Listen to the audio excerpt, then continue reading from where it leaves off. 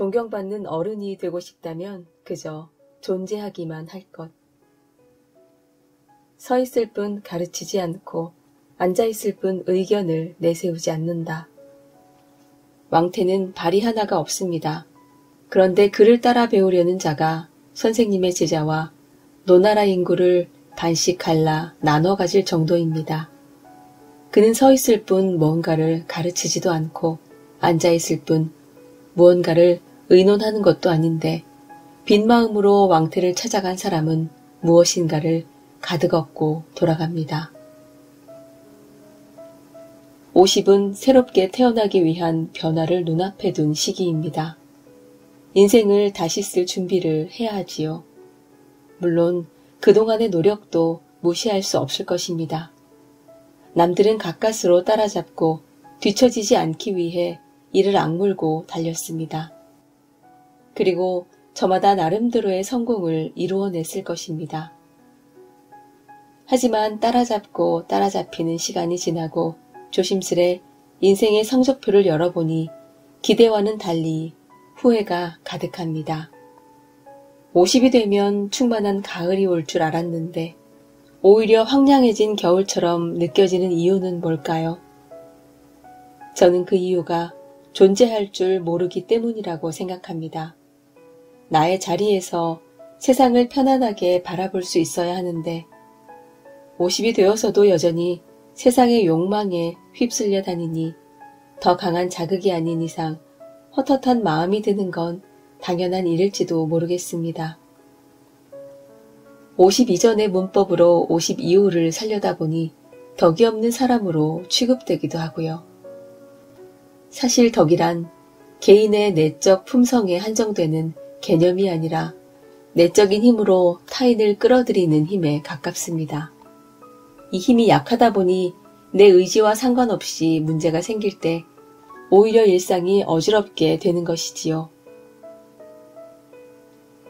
텅 빈 마음일 때 비로소 보이는 것들. 저부터 반성합니다. 저는 제가 아는 것이 전부라는 교만함 때문에 인간관계를 제대로 살피지 못했습니다. 그리하여 50이 되고부터는 마음가짐을 재정비하기로 했습니다. 그 시작은 제로베이스에서 모든 것을 바라보는 것이지요. 제로베이스에서 시작한다는 건 나와 다른 사람을 비교하려 들지 않고 계산하지 않으며 그저 내가 좋아하는 일과 잘할 수 있는 일이 무엇인지 찾아 실천해 보는 것입니다. 그리고 나와 다르다고 해서 상대방을 차별하지 않고 있는 그대로의 모습을 인정해 주는 일입니다. 지금 당장 세상의 인정을 받지 못한다고 해서 주눅들 필요가 없습니다. 세상이 나를 알아준다고 해서 우쭐할 필요도 없습니다. 빛이 있으면 그림자가 있듯이 인생은 계속해서 변화합니다. 그러니 그저 자신의 길을 묵묵히 가면 그뿐입니다. 50의 남은 인생은 그리 길지 않습니다. 죽음이 우리를 데려가기 전까지 이 세상과 최고의 관계를 맺는 것, 그것이 50인 우리에게 남은 유일한 과제입니다. 세상에는 옳은 것도 그른 것도 없고 단지 생각의 차이만 있습니다. 나와 다른 상대방과 화해하십시오. 차이를 받아들이는 태도는 50 이후의 삶을 제대로 누리게 해주는, 그래서 지금 당장 장착해야 할 인생의 도구입니다. 이를 위해서 필요한 것이 바로 제로베이스입니다. 장자의 말로는 비움이라고 합니다. 장자는 왕태라는 인물과 그를 찾아간 사람들의 이야기를 통해 비움의 중요성을 이야기합니다. 왕태는 발이 하나가 없습니다. 전국시대에 발이 하나 없다는 건 어떤 죄를 지어 발이 잘렸음을 의미합니다. 상당히 중한 벌이었겠지요. 그럼에도 불구하고 그에게 배우려는 자가 공자의 제자, 노나라 인구를 반씩 갈라나눠 가질 정도라고 합니다. 저라면 여기서 왜 이렇게 발이 잘렸을까? 혹은 도대체 어떻게 발이 잘렸을까라는 의문이 생겼겠지만 장자는 그런 잡스런 생각에 전혀 관심이 없습니다. 장자의 관심은 오직 하나입니다. 왕태가 어떻게 사람을 불러들이는 덕을 가질 수 있었는지에 집중했지요. 왕태는 자기 의지와 관계없이 어쩔 수 없이 일어난 외적인 문제에 휘둘리지 않았습니다. 오히려 사람을 만나면 능동적으로 행동한 덕분에 덕을 갖추게 되었지요. 왕태의 인기 비결은 화려한 언변도 찬란한 외모도 아니었습니다. 그는 자신을 찾아온 수많은 사람에게 뭔가를 가르치지도 않았고 의논하려 하지도 않았습니다. 다만 그저 서 있거나 앉아 있을 뿐이었지요. 그런데 왕태를 찾아간 사람들은 왕태의 바로 그 무덤덤한 모습에 매혹됩니다. 그저 매혹된 정도가 아닙니다. 마음속 허전함을 지니고 왕태를 찾아갔던 그 많은 사람은 무엇인가를 가득 얻고 돌아간다고 합니다. 여기에서 교훈을 얻습니다. 하나, 가르치려 하지 말 것. 둘, 괜한 의견은 자제할 것. 셋, 그저 곁에 있을 것. 하나 더 언급하고 넘어가야 할 부분이 있습니다. 저는 개인적으로 왕태의 무덤덤함보다는 빈 마음으로 그를 찾아간 사람들의 지혜가 더 인상 깊었습니다. 그들은 마음을 비웠기에 자신에게 필요한 것으로 다시 채울 수 있었을 겁니다. 저는 무언가를 배우기 위해 자기 마음을 비운 채로 왕태를 찾아간 수많은 사람의 결연한 모습이 아름답게 느껴졌습니다. 비움에 이르는 실천적 기술, 걷기. 비움에 이르는 방법, 이왕이면 일상에서 쉽게 실천할 수는 없을까요? 여러 가지 방법이 있겠으나 저는 에스키모인의 일화가 떠오릅니다. 에스키모인은 화가 나면 무작정 걷는다고 합니다.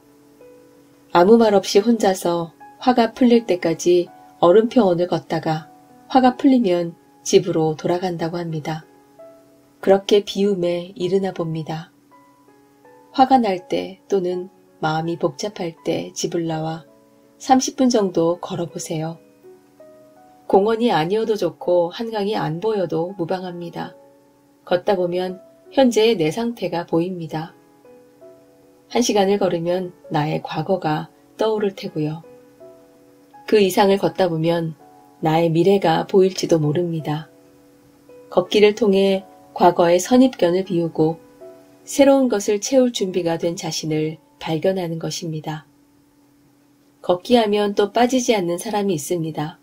철학자 니체입니다. 니체는 이렇게 말했을 정도로 걷기를 사랑했습니다. 진정 위대한 모든 생각은 걷기로부터 나온다.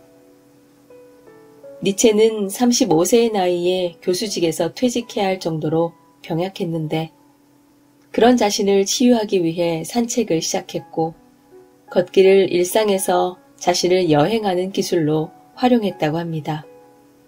도시와 사람들, 번잡한 장소로부터 최대한 멀리 벗어나는 것, 고요함 속에서 광대한 내면을 관찰하는 것이 니체의 행복한 습관이었습니다. 그는 마음을 비우기 위해 걸었고 그 덕분에 위대한 사상을 일궈냈습니다.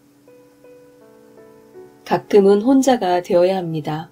처절하고 괴로운 시간과 공간에서 벗어나 내 인생을 새롭게 바라볼 수 있는 계기를 마련해야 합니다. 쉬지 않고 달려왔다면 이제는 잠시 멈추고 새롭게 생각하기 위해 정적을 되찾을 때가 되었습니다. 그동안 우리는 아무것도 하지 않는 것의 고귀함을 외면했습니다. 자신을 끊임없이 채우기만 했지요. 하지만 이제는 쓸데없는 걱정은 비우고 진정으로 원하는 것들로 다시 채워야 합니다. 비우기 위해 걷는 것도 좋고 비슷한 다른 활동도 좋습니다. 채우기 위해 비워보십시오. 비워진 자리에 좋은 생각, 좋은 사람으로 다시 채울 수 있도록 말이지요. 안녕하세요. 아이즈입니다. 유노북스에서 펴낸 50에 읽는 장자 3편으로 나눠서 전해드렸습니다. 공자가 나의 쉰의 천명, 곧 하늘의 명령을 알았다고 한 데서 연유해 50세를 가리키는 말로 굳어졌습니다. 공자는 나는 나이 15에 학문의 뜻을 두었고 30에 뜻이 확고하게 섰으며 40에는 미혹되지 않았고 50에는 하늘의 명을 깨달아 알게 되었으며 60에는 남의 말을 듣기만 하면 곧 그 이치를 깨달아 이해하게 되었고 70이 되어서는 무엇이든 하고 싶은 대로 하여도 법도에 어긋나지 않았다고 하였습니다. 지천명은 위에 글에서 딴 것입니다. 깨달음이라는 것이 굉장히 거창한 말 같지만 알고 보면 그렇지도 않습니다. 아주 작은 것으로도 큰 깨달음을 얻을 수도 있습니다. 마음이 좀 복잡하시다면 장자와 함께 홀가분해지는 시간을 갖는 것도 좋을 듯합니다. 끝까지 들어주셔서 고맙습니다. 구독과 좋아요로 저를 응원해 주세요. 고맙습니다.